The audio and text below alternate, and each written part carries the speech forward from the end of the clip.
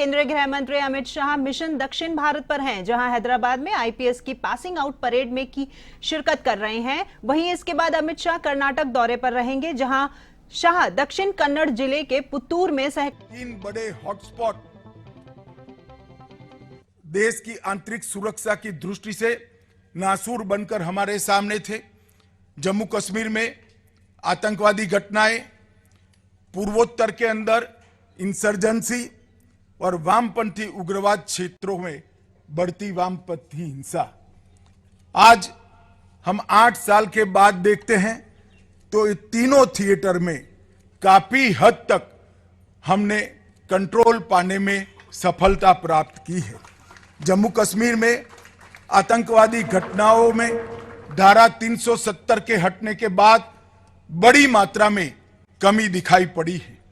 पूर्वोत्तर के अंदर ढेर सारे उग्रवादी संगठनों से शांति समझौता कर 8000 से ज्यादा कैडर को मुख्य धारा में वापस लाकर राज्य के बीच में सीमा के झगड़ों का निपटान कर और विकास की एक नई बयार पहुंचाकर पूर्वोत्तर में हमने शांति की स्थापना की है और विकास के नए युग की एक शुरुआत हुई है।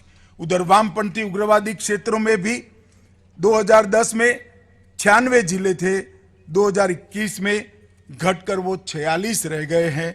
सिक्योरिटी वैक्यूम भरा है और वामपंथियों के शीर्ष नेतृत्व पर नकेल कसी जा रही है।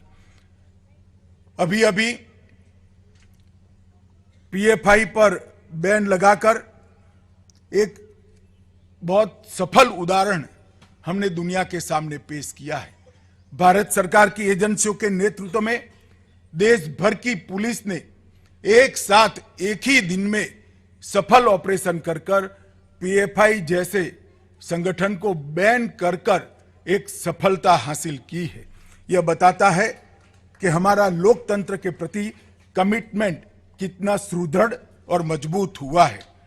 टेररिज्म के खिलाफ जीरो टॉलरेंस, काउंटर टेरर कानूनों का मजबूत फ्रेमवर्क, एजेंसियों का सशक्तिकरण और दृढ़ राजनीतिक इच्छा शक्ति, इसके कारण टेररिज्म की घटनाओं में काफी कमी देखी जा रही है। हमारी एजेंसियों की वैश्विक भागीदारी भी बढ़ रही है। इंटरपोल जनरल की असेंबली भारत में होना, नो मनी फॉर टेरर में टेररिज्म और टेरर फाइनेंस के विषयों में भारत ने नेतृत्व प्रदान करना, ये वैश्विक रूप से हमारे सिक्योरिटी एजेंसीज की स्वीकृति का परिचायक है।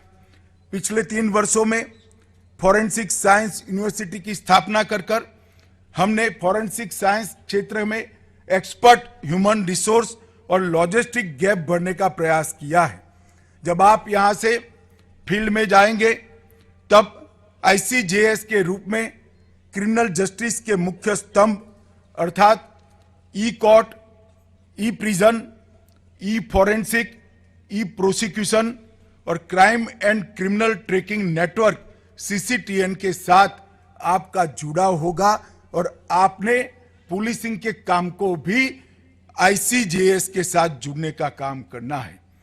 अभी एनआईए देश के सभी राज्यों में एक्सपांड कर रही है।